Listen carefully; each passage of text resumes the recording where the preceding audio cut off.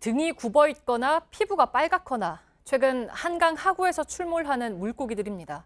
6년 전부터 봄이면 나타나는 끈벌레에 이어서 이젠 기형 물고기까지 나오면서 어민들은 조업을 포기했습니다. 밀착 카메라 이선화 기자입니다.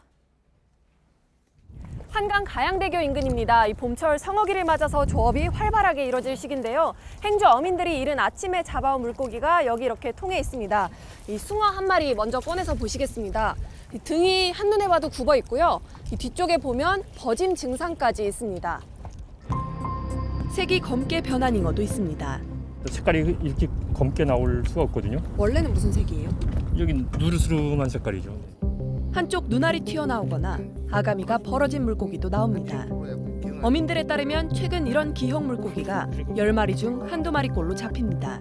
너무 심하다 보니까 어민들이 참지 못해가지고 솔직히 잡는 어부지만 정내미가 떨어지죠. 그런 고기를 보면. 상황이 얼마나 심각한지 직접 배를 타고 나가봤습니다. 어민들이 주로 물고기를 잡는 한강 하구입니다. 미리 쳐놓은 그물을 끌어올려봤습니다. 총 4마리가 잡혔는데요. 그중에 가운데 있는 2마리가 기형입니다. 보시는 것처럼 등이 완전히 굽어 있고 몸통 곳곳은 빨갛게 색깔이 변했습니다. 어민들은 인근 물재생센터를 원인으로 꼽습니다. 그곳에서 재생한 물이 오히려 수질을 오염시킨다는 겁니다.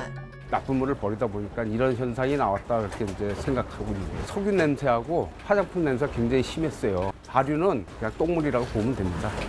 생활 하수로 인한 오염 의혹은 최근 민간 조사에서도 나타납니다. 지난해 인하대 산학협력단이 내놓은 보고서입니다. 한강 하구에서 잡은 붕어에서 머스크케톤이라는 화학 성분이 검출됐습니다. 한강 상류에서 잡은 붕어에선 검출되지 않았습니다. 머스크케톤은 화장품이나 향수에 주로 사용됩니다.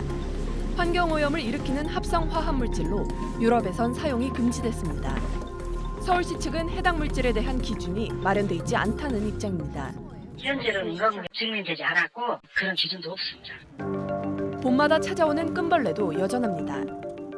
한강에서 어업이 가능한 구역인 행주대교와 김포대교 사이에 나와 있습니다. 2.5km 정도 되는 구간인데요. 보시는 것처럼 실뱀장어 조업을 위한 그물이 쳐져 있습니다. 그런데 어민들에 따르면 이곳에서만 끈벌레가 출몰한다고 합니다. 바닷속 유해생물로 알려진 끈벌레가 한강 하류에서 많이 발견되기 시작한 건 약 6년 전부터입니다. 수질에 오염되고 하면은 특정 생물들이 많이 늘어나는 현상이 생겨요. 내성이 강한 생물만 남으면은 그런 종이 이제 늘어나는 거죠. 끈벌레 진액의 경우 물고기 아가미를 막는 등 생태계를 교란합니다. 실제 실뱀장어 수확철인데도 어민 절반가량은 손을 놓고 있는 상황. 중단은 허건날 했죠. 4월 달에 잡히는 거는 전량 폐사라고 봐야 돼요. 끈벌레로 인해서. 서울시 측은 끈벌레의 경우 기후변화로 인해 자연 감소하고 있는 추세라면서 유해성에 대해선 정부 차원의 조사가 필요하다고 밝혔습니다. 본 국가 차원에서 이것이 현황이 어떻고 위해성이 얼마다 그렇기 때문에 기준을 정해갖고 서울시뿐만 아니라 정부에서 그걸 해야 될 사항이거든요. 매년 봄이면 끈벌레가 나타나는 것도 모자라 이제는 기형 물고기까지 나오고 있습니다. 이제 곧 여름철 녹초도 이어질 텐데요. 이 앓고 있는 한강 생태계가 우리에게 보내는 신호는 아닐까요?